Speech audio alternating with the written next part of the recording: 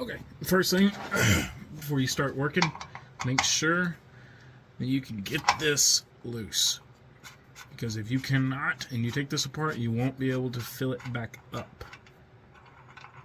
Okay, next step. Grab your wrench.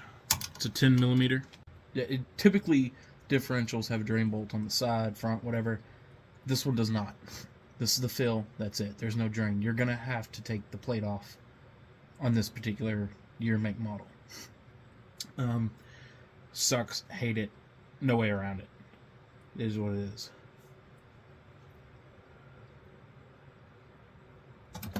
Alright.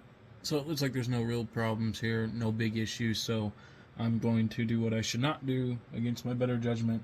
Reuse the gasket and put this thing back on. Up next, oil.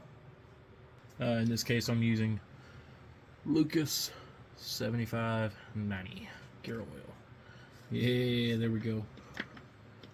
And we don't have to hold that stupid thing.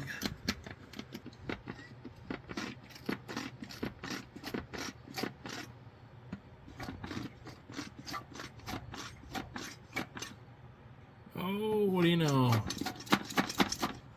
Boy, was that lucky. That's the third bottle. And, I mean, there's still some left in it, but that's as far down as my straw goes. That's it.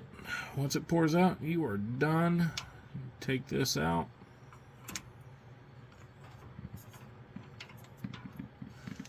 Set that off kind of to the side. Take our drain bolt and we'll put it back.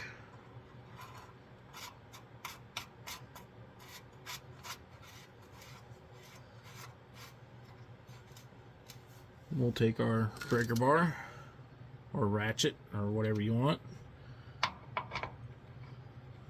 3/8 drive. And we will just snug that back up.